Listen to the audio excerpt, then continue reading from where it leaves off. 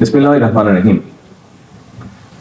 Special security force SSF এর 40তম প্রতিষ্ঠা বার্ষিকী উপলক্ষে আয়োজিত আজকের এই অনুষ্ঠানে উপস্থিত মন্ত্রী পরিষদ সদস্য এবং উপদেষ্টাবৃন্দ, সেনা, নৌ এবং বিমান বাহিনী প্রধানগণ, এসএসএফ প্রধান এবং এই বাহিনীর বিভিন্ন পর্যায়ের কর্মকর্তা ও সদস্য এবং সম্মানিত সুধীমণ্ডলী, আসসালামু আলাইকুম। আজ থেকে 40 বছর আগে সময়ের প্রয়োজনে এই বিশেষ নিরাপত্তা বাহিনী প্রতিষ্ঠিত হলেও 1991 সালের 27 সেপ্টেম্বর নাম পরিবর্তন করে এসএসএফ নামে এই বিশেষ বাহিনী যাত্রা শুরু করেছিল। দায়িত্বের পরিধিও বেড়েছিল। প্রতিষ্ঠাকাল থেকে আজ পর্যন্ত এই বিশেষ নিরাপত্তা বাহিনীর সঙ্গে যারা যুক্ত ছিলেন কিংবা বর্তমানে যারা দায়িত্ব পালন করে চলেছেন, আমি আপনাদের সবাইকে প্রতিষ্ঠা বার্ষিকীর শুভেচ্ছা জানাই। মরহুমা বেগম খালেদা জিয়া বিভিন্ন মেয়াদে সরকার প্রধান থাকাকালে এবং সর্বশেষ জীবনের শেষ দিনগুলোতে তিনি এবারকের হাসপাতালে চিকিৎসাধীন থাকা অবস্থায় এসএসএফ অত্যন্ত আন্তরিকতার সাথে দায়িত্ব পালন করেছে। বেগম খালেদা জিয়ার মৃত্যুর পর শুধু বাংলাদেশ নয়, বিশ্বের ইতিহাসে অন্যতম বৃহত্তম নামাজে জানাজা আয়োজনের ক্ষেত্রেও প্রধান সমন্বয়ক হিসেবে এসএসএফ অত্যন্ত গুরুত্বপূর্ণ ভূমিকা পালন করেছে। আমি এসএসএফকে আমার এবং আমার পরিবারের পক্ষ থেকে তার জন্য আবারও আন্তরিকভাবে ধন্যবাদ জানাই। উপস্থিত সুধীবৃন্দ, সরকার প্রধান হিসাবে বর্তমানে প্রতিদিন প্রতি সময়ে আমি এসএসএফ এর কার্যক্রম সরাসরি প্রত্যক্ষ করছি। তবে এসএসএফ এর কার্যক্রমের সঙ্গে আমার পরিচয় নতুন নয়। মরহুমা প্রধানমন্ত্রী বেগম খালেদা জিয়া যখন সরকার প্রধান হিসাবে দায়িত্ব পালন করেছেন তখন থেকেই, অর্থাৎ আমার তরুণ বেলা থেকেই আমি এসএসএফ এর কার্যক্রমের সঙ্গে পরিচিত।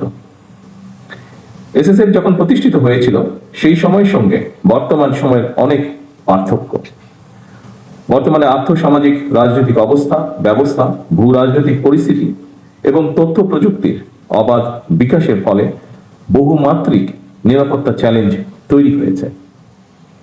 এইসব চ্যালেঞ্জ মোকাবেলায় আধুনিক ও যুগ উপযোগী প্রশিক্ষণের মাধ্যমে নিজেদেরকে সার্বক্ষণিক প্রস্তুত রাখা অত্যন্ত জরুরি।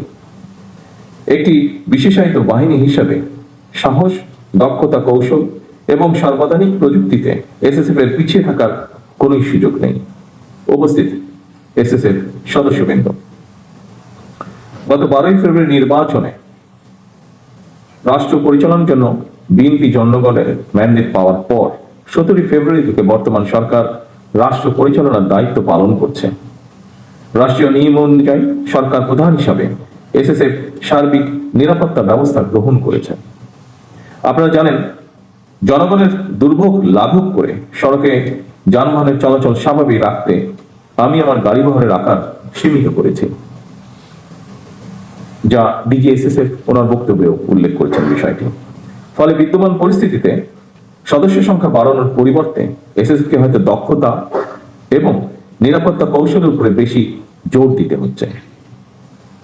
আপনারা যথাসম্ভব সুন্দরভাবে দায়িত্ব পালন করছেন।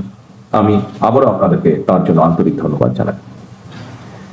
একটি গণতান্ত্রিক সরকারের প্রধান হিসাবে রাজধানী ঢাকা এবং ঢাকার বাইরে দেশের প্রত্যন্ত অঞ্চলে প্রায়শই জনসভা এবং বিভিন্ন রাষ্ট্রীয় কর্মসূচিতে অংশগ্রহণ করতে হয়। এই ধরনের অনুষ্ঠানে ব্যাপক জনসমাগমের মধ্যে নিরাপত্তা নিশ্চিত করা কিছুটা জটিল বৈকি। এই ধরনের পরিস্থিতিতে একদিকে সরকার প্রধানের নিরাপত্তা ব্যবস্থা বজায় রাখা, অপরদিকে নাগরিকদের জীবনের স্বাচ্ছন্দ্য নিশ্চিত রাখা, এই দুটোর মধ্যে ভারসাম্য রক্ষা করেই এসএসএফকে তাদের নিরাপত্তা কৌশল প্রণয়ন করতে হয়। আমি মনে করি এই ধরনের পরিস্থিতিতে সুষ্ঠু এবং সমন্বিতভাবে দায়িত্ব পালনের মাধ্যমে এসএসএফ এর কর্মদক্ষতাও প্রতিভাত হয়ে ওঠে। উপস্থিত সুধীবৃন্দ, এসএসএফ এর প্রতিষ্ঠা বার্ষিকীর এই দিনে আমি আমার একটি বিশেষ দৃষ্টিভঙ্গির কথা আপনাদের সঙ্গে শেয়ার করতে চাই। একটি গণতান্ত্রিক সরকারের প্রধান হিসাবে জনগণের বিশ্বাস এবং ভালোবাসার উপরেই আমার সবচেয়ে বেশি নির্ভরতা। সুতরাং নিরাপত্তার ঘেরাটোপে যাতে সরকার প্রধানকে জনগণ থেকে দূরে ঠেলে না দেওয়া হয়, এই সফিস্টিকেটেড বাহিনীর হিসাবে সেদিকেও বিশেষভাবে লক্ষ্য রাখার জন্য আমি আপনাদের প্রতি বিশেষভাবে আহ্বান জানাই।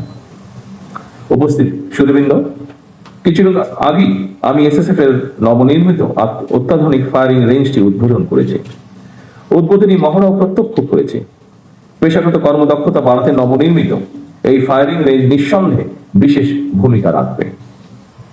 আমি আশা করি নিরাপত্তা কৌশল প্রণয়ন এবং নিজেদের পেশাগত দক্ষতা বাড়াতে আপনারা এই ফায়ারিং রেঞ্জের সর্বোত্তম ব্যবহার নিশ্চিত করবেন।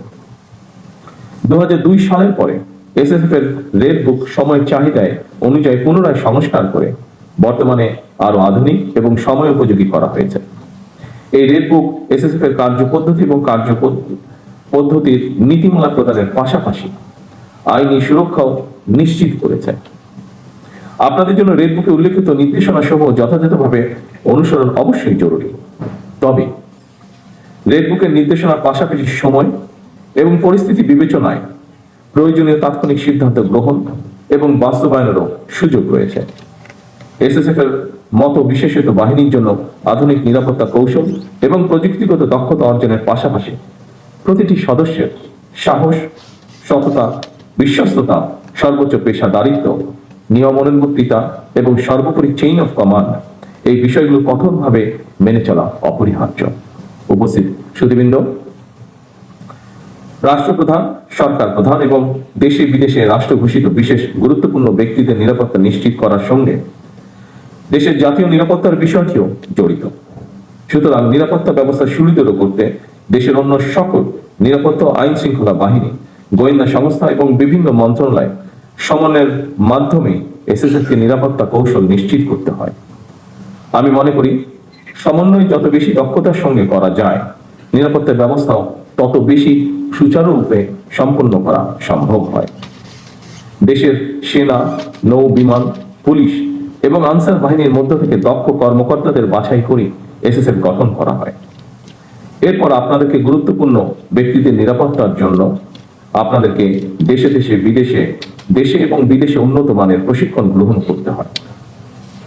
আধুনিক বিশ্বের সঙ্গে তাল মিলিয়ে এসএসএফ কে আরো কর্মদক্ষ করে গড়ে তোলার লক্ষ্যে সরকার প্রয়োজনীয় সব ধরনের পদক্ষেপ অব্যাহত রাখবে ইনশাআল্লাহ। উপস্থিত সুধীবৃন্দ, আরো একটি বিষয়ের উপরে আপনাদের দৃষ্টি আমি আকর্ষণ করতে চাই। অবশ্যই আপনারা গুরুত্বপূর্ণ ব্যক্তিদের নিরাপত্তাকে সর্বোচ্চ প্রাধান্য দেবেন। তবে দায়িত্ব পালন করতে গিয়ে জনগণ যাতে কোন রকম রূঢ় ব্যবহারের শিকার না হন, সেদিকেও আপনাদেরকে বিশেষভাবে নজর রাখার জন্য আমি আহ্বান করব। আপনারা দেশের সর্বোচ্চ পেশাদারিত্বের সঙ্গে দায়িত্ব পালন অব্যাহত রাখবেন, এই প্রত্যাশা রেখে আমি আমার